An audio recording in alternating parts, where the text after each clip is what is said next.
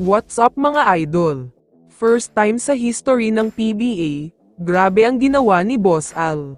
Pero bago mo sana ipagpatuloy ang panonood mo, ay huwag mong kalimutan na mag-subscribe bilang suporta sa aking YouTube channel. Maraming salamat idol. Talakayin lang muna sandali natin ang mga bad news para sa TNT mamaya. Ayon sa multiple legit sources ay out na daw ang kanilang big man na si Poy Aram, dahil sa isang masakit at delikadong ankle sprain injury. Sa katunayan, baka hindi lang daw ngayong Game 3 mawawala si Poy, posibleng hanggang matapos ang finals na ito ay hindi na siya maglalaro, ayaw rin daw kasi siyang bigyan ng clearance ng doktor para maglaro. Si Brandon Ganwellis-Rosser naman ay sinasabing game time decision, natapilok kasi siya sa dulo ng Game 2, masakit daw ang naramdaman niya at parang may tumunog, kaya titignan daw kung makakapaglaro siya. Ayon naman sa mga SMB fans, mukhang ito na ang karma para sa TNT, dahil tuloy-tuloy pa din ang pagkaluges nila dahil sa injury. Mukhang hindi daw talaga hahayaan ng tadhana na mag-Grand Slam ang TNT dahil sa kadayaan. Speaking of pangdaraya, hindi pa rin makaget over ang mga SMB fans noong Game 1, ultimo mga SMB players nga din tulad ni Troliano ay sinabing hindi daw siya nakatulog dahil sa basket interference ni Mo, nakakagulat daw talaga.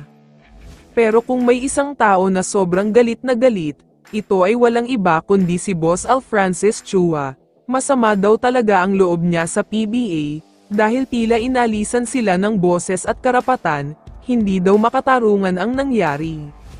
Kinumpirma din ni Boss Al Francis Chua ang naging balita ko nung isang araw na balak talaga nilang hindi sumipot sa Game 2, pinakiusapan lang daw siya ni PBA Chairman Ricky Vargas at pati na ng mga faithful SMB fans.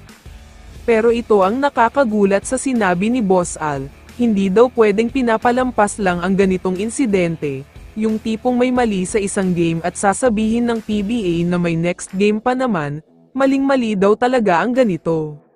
Kaya naman ayon sa multiple sources, gagawa daw ng paraan si Boss Al Francis Chua lalong-lalo na ang mga galamay niya, para mapanagot ang mga may intensyon na mandaya.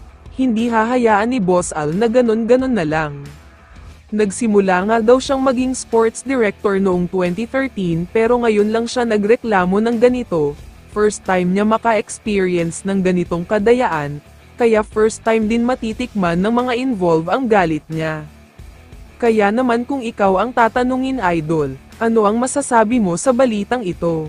I-comment mo naman ang sagot mo sa tanong na ito. So dito na nagtatapos ang video na ito. Maraming salamat sa pagsuporta at panonood mga idol. Ingat at bye-bye.